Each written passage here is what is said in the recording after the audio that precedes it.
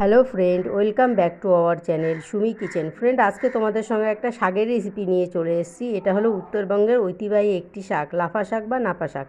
তো তোমরা দেখে নাও, শাকগুলো এরকম হয়, গোল গোল পাতা এবং গাছটা হলো গুল্ম জাতীয়, একদম ঝাপসা। এর মধ্যে পুষ্টিগুণও ভরপুর, প্রচুর পরিমাণে অ্যান্টিঅক্সিডেন্ট আছে এবং শরীরে রোগ প্রতিরোধ ক্ষমতা বৃদ্ধি করে। তো আমি এখানে 4 আঁটি শাক নিয়েছি। শাকগুলোকে ভালো করে বেছে নেব। তো শাকগুলোকে খুলে একটা একটা করে পাতাগুলো আলাদা আলাদা করে নেব এবং মাথার যে নরম অংশটা আছে শুধু ওটাই নেব, বাদবাকিটা আর নেব না। তো তোমরা দেখেই নাও আমি শাকগুলো বেছে নিচ্ছি। তো এরকম করে খুলে নিয়ে একটা শাক দেখো তোমাদের দেখিয়ে দিচ্ছি।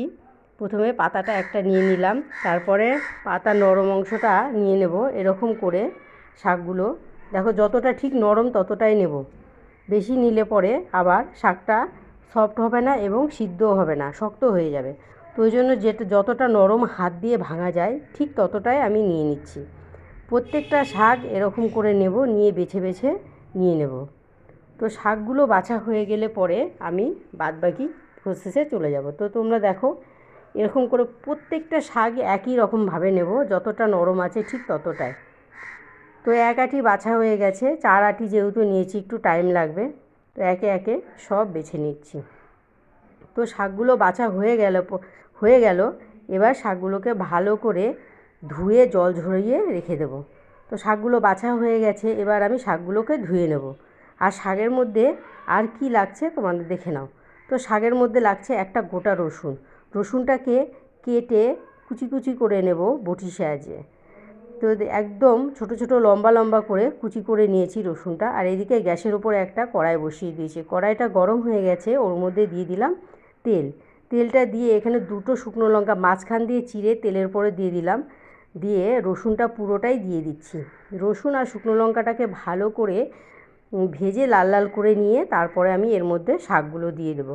রসুন একটু বেশি পরিমাণে দিয়েছি যাতে শাক আর রসুনের ফ্লেভারটা এত সুন্দরভাবে মিশে যাবে যে এই শাক দিয়ে এক থালা ভাত খাওয়া কমপ্লিট হয়ে যাবে। তো রসুনের মধ্যে ভাজা হয়ে গেল, এবার শাকগুলো সম্পূর্ণ দিয়ে দিলাম। তো শাকগুলো দিয়ে নেড়ে চেড়ে ওর মধ্যে আমি পরিমাণ মতো লবণ দেব। আর শাকের থেকে যে এক্সট্রা একটা জল বেরোবে ওই জলটা দিয়ে শাকটা সম্পূর্ণ ভেজে নেব। তো দেখো শাকটা কতটা নরম হয়ে গেছে, প্রায় অর্ধেক হয়ে গেছে। এবার এর মধ্যে লবণ দিয়ে দিচ্ছি। লবণ পরিমাণ মতো দিতে হবে। দিয়ে লবণ দেওয়ার পরে আরও শাকটা কমে গেল।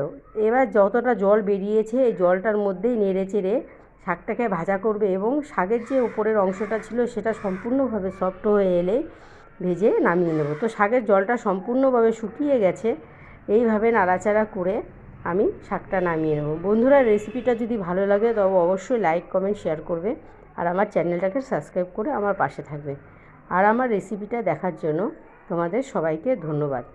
এবার শাকটা নামিয়ে নিয়েছি, দেখতেই তো পাচ্ছ কত পরিমাণে রসুন এবং শুকনো লঙ্কার